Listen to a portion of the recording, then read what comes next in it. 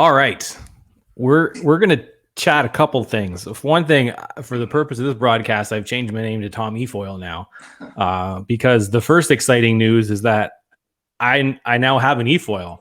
Well, not quite yet. I sort of do. I sort of don't. So close. It's like I have one, but right now it's currently being used by Phil until he gets his new board, which is what we're actually here to talk about. So we are here to talk about the new Lift 3 efoil. So Phil, tell me. So first off, you own a couple of efoil boards already. How many? Yeah, I've got. I guess it's actually the version 1 5-foot efoil, which was my first board, and then shortly after that, I got the version 2 4.4. Yeah, it's the shortest board on the market until now. The version 3 is the 4.2, so it's even shorter than what I have now. Right. Hence why I'm excited about it and interested in it. A little bit less swing weight, so you can carve quicker, a little bit faster in general. And the 4.4 is what I've purchased off of you, correct? Yeah. So the 4.4. It's your go-to board right now. It's your go-to board right now. Yeah, for sure. Not necessarily a beginner board, but once you figure it out, you really don't want to go to anything bigger.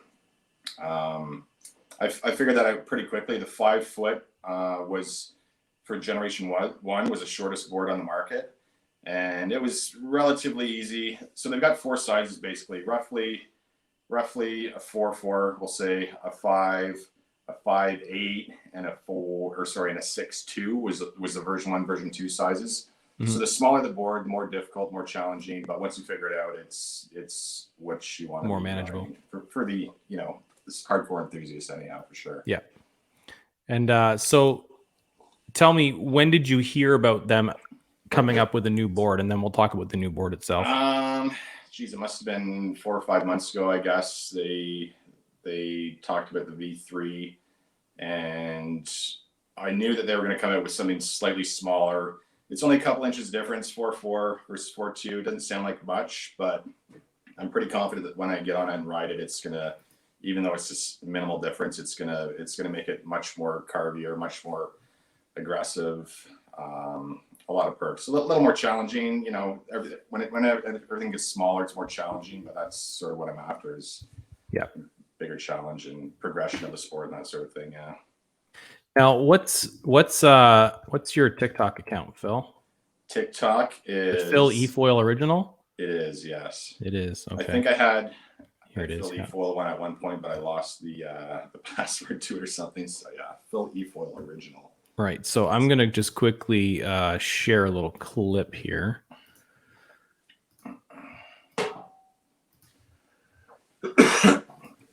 So yeah. All right. So here we are. This people are like, you guys were in the Caribbean. Yeah. I'm like, no, we're freezing cold in wetsuits, but the water was very clear. And I'm guessing your Osmo has a bit of a clip to it, or a bit of filter to it. So here we are cruising. So yeah, you're using your 4.4 there, which is the one I've purchased, and I'm using your larger board there, which you mentioned is better for beginners. And so, what's that? I said, can you mute that sound? Yeah, hold on. Let me mute that sound. Mute screen audio. There we go. I'll put that back on, and then is it muted now? Yeah, it's muted now. Okay, perfect. So you're riding the one that I've purchased from you, but it's your go-to board. So I'm not getting in the way of your love of your board before you get your new one. So yeah. I'm riding the larger one there, and as you mentioned, it's probably easier to learn on. So as you can see, I'm starting to get the hang of it for sure. This was my 3rd time out in the wetsuit on it. And my 4th time ever trying efoil. Last year I tried it once, and it was on a really choppy day, and it was not a good experience overall. I was exhausted within 15 minutes because the minute I'd get up, I'd hit a wave and it would just throw me off my balance, and then I'm just swimming for the board, and the waves were pushing it away from me. It was really annoying. It wasn't an ideal learning experience. No. So this type of environment, this type of water, like super clear, super easy. I started picking it up pretty quick. If you've ever done board sports, it's actually not that crazy. It's just a matter of understanding like which way to lean when you get up and how to control that, because if you're not coming up, you can lean back, but if you lean back too quickly, you're just going to fly right out of the water. So that's what I tell everybody. It's a unique balancing experience, like unlike any other board sport I've really tried. Yeah. A lot of them, like wakeboarding and kiteboarding, you're heavy leaning back.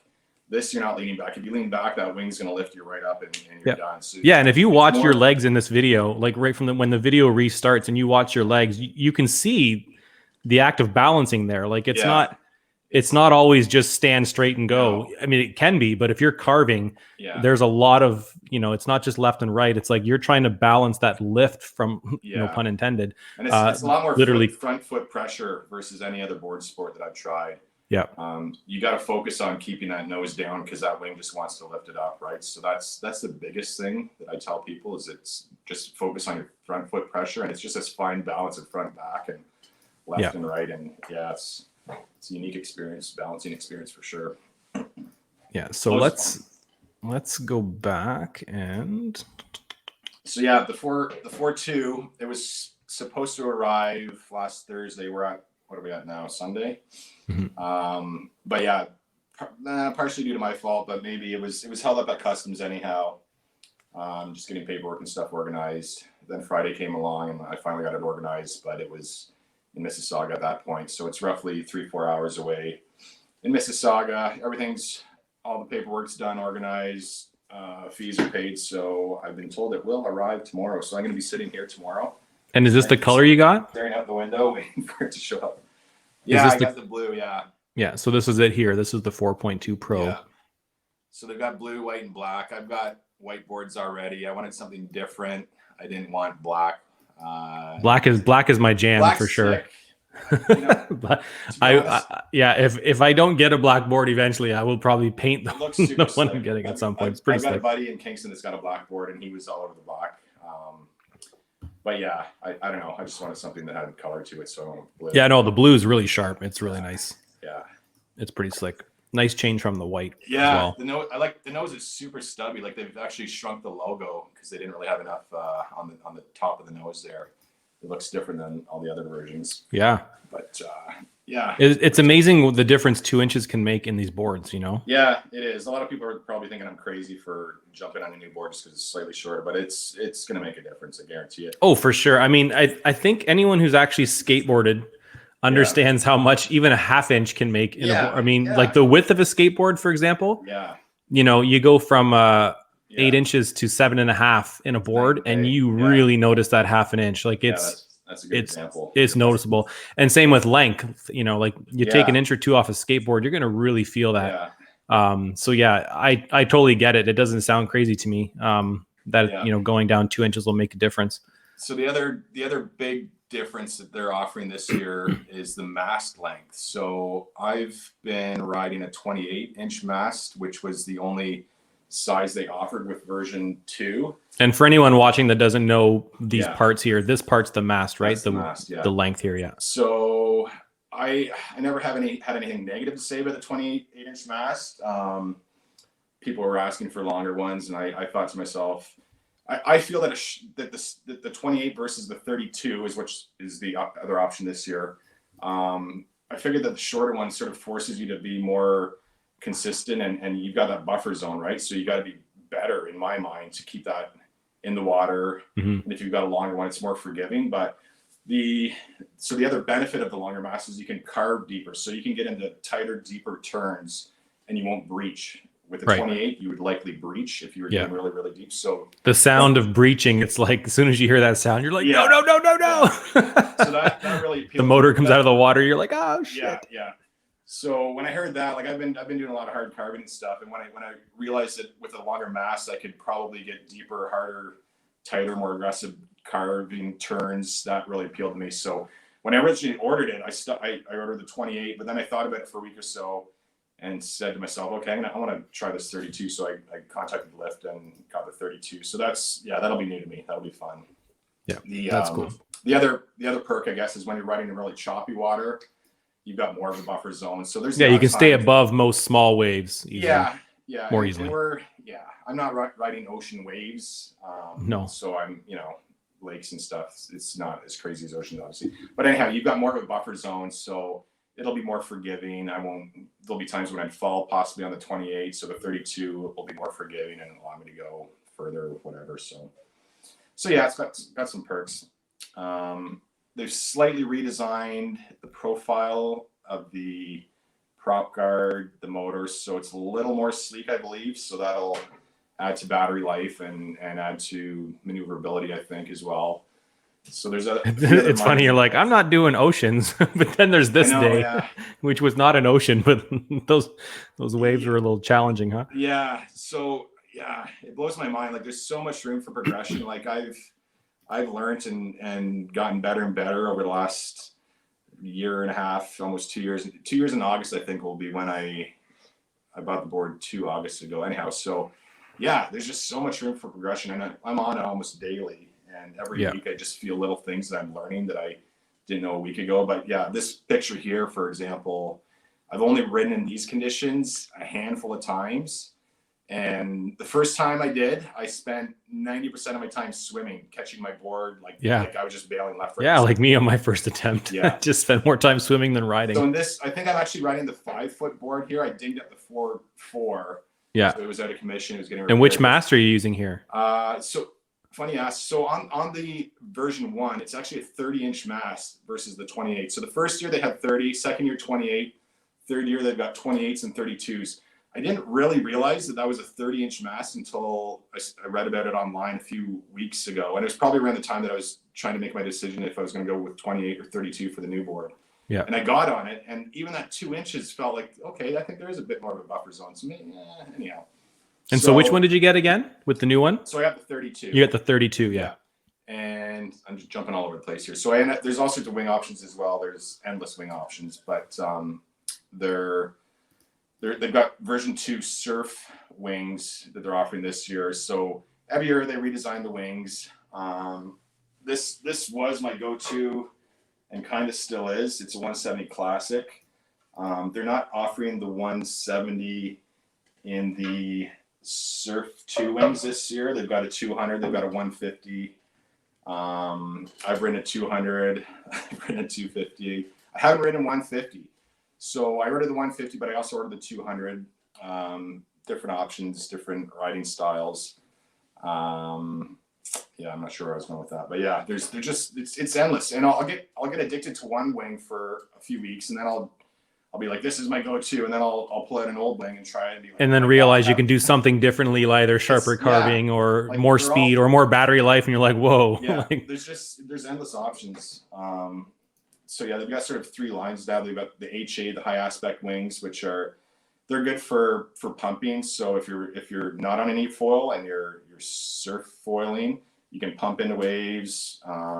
If you're winging, you can pump a little bit more. So, but on the e-foil, the HAs, they're designed for glide, like high gliding, right? So you get the longest ride out of all the wings. The HAs are just it's almost endless. It's crazy. Yeah. I'm pretty sure I get about 30 to 40% more ride time on a 200 HA versus a 200 surf wing. It's just endless ride. So there's all sorts of. It's just amazing how many different wings there are in different riding styles and benefits.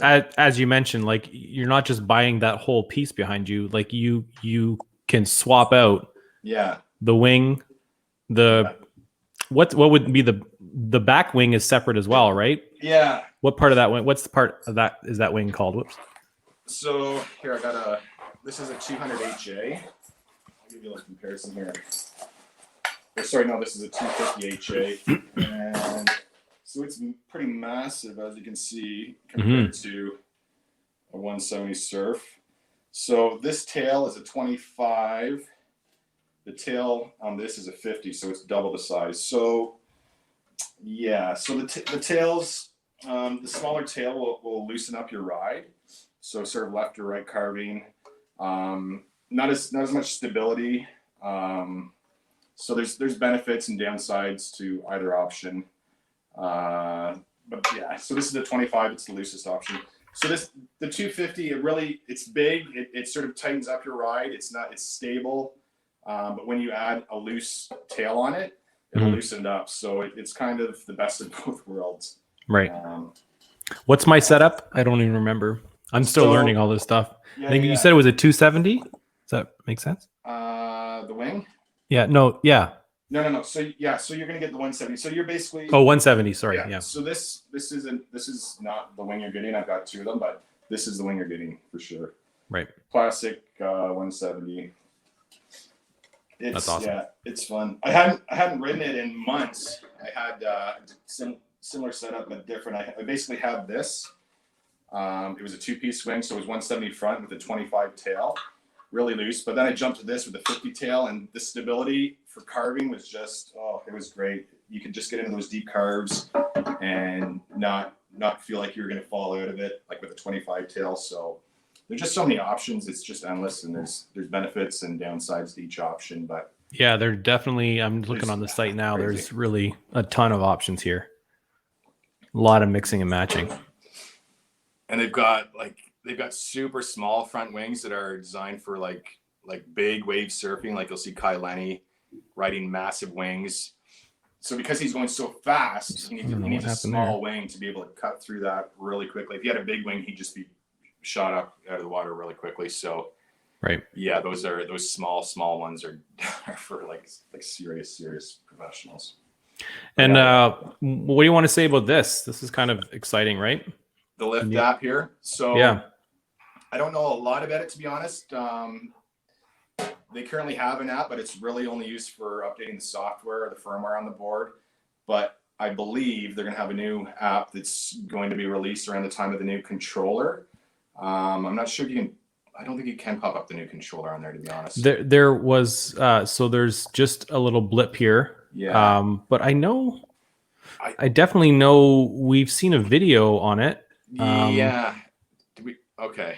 So anyhow, there's a new controller that's coming out later in the season, probably towards the end of my season, unfortunately. But it's long story short is it's going to have a lot more features than the current one. The current one just basically shows you your battery power and your gears. You've got 1 to 15 gears that you can go through.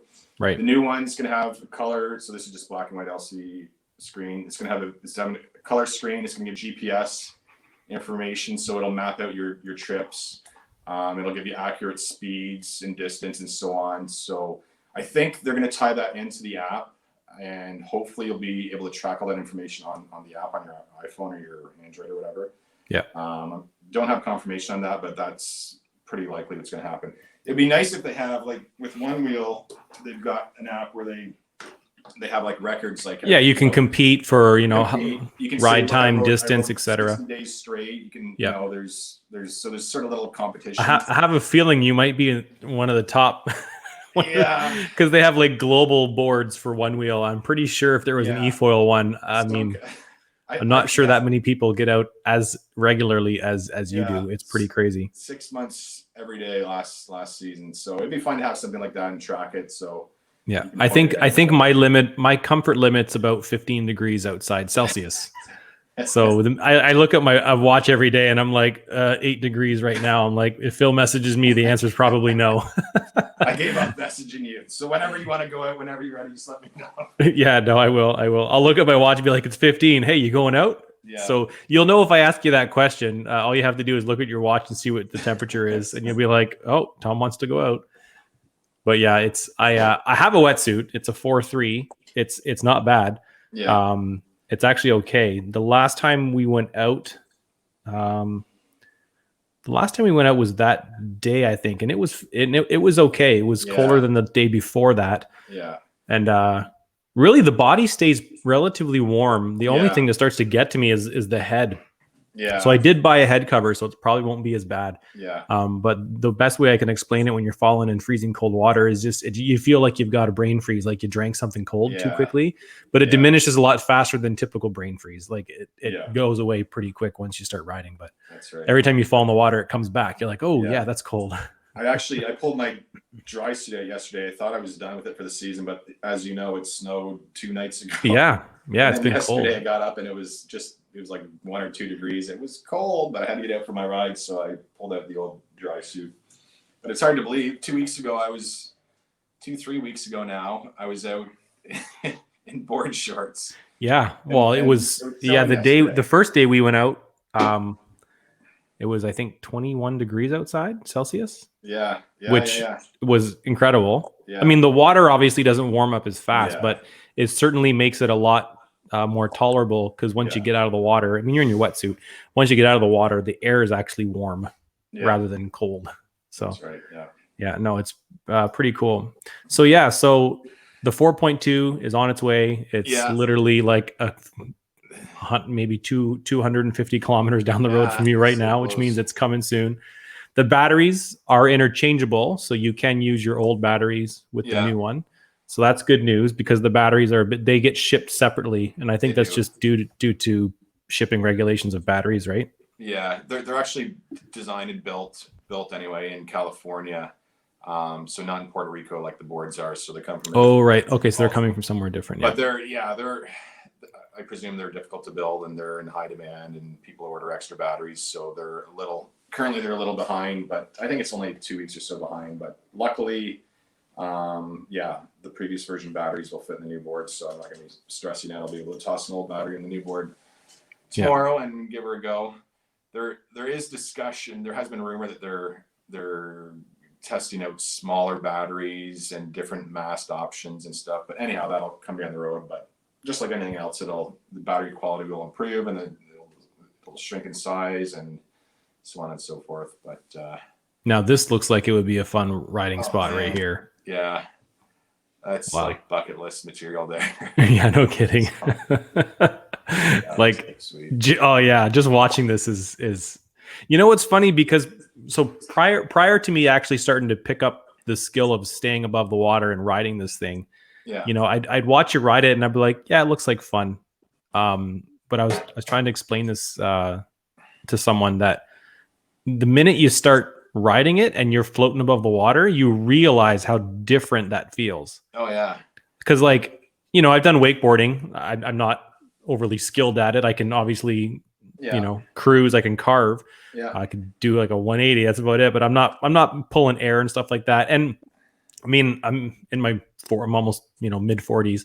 I'm not really encouraged to like do large airs and stuff like that. So whenever I wakeboard, it's all about cruising. Yeah. And then when I'd see you riding the foil boards, even behind the Sea-Doo or behind a boat, I'm like, well, it looks interesting, but I don't think I really grasped the feeling you get until I learned to do it. And the last day we went out, where I was showing that video from your TikTok, that day I was like, okay, I get it. There was a couple of moments where I felt like I was booking it. Like I felt like I was going pretty fast. And, you know, you get those moments where you actually don't feel like you need to move your balance very much. Like you got your feet in just the right spot and you're just cruising. Yeah. And I remember standing there and going, holy crap, I get it. Like, I understand why Phil wants to do this all the time. And I'm like, my only hang up is cold. Like, I don't like being cold, but that feeling, I'm like, man, every day I look at my watch, I'm like, it just needs to warm up because I want to do it more now, because it really is an incredible feeling when you're floating above the water, and it's different than surfing on the water. It is. I sent you a video of these new electric surfboards, but again, the difference in the sensation is you're carving on the water, which would be cool for sure. Like, I would love to ride one of those too, but it really is a different sensation floating above the water. You really feel like you're on a hoverboard. Yeah, it does. It's funny. I had my kids, as you know, on the board, the eFoils last year, and I remember when my daughter first figured it out.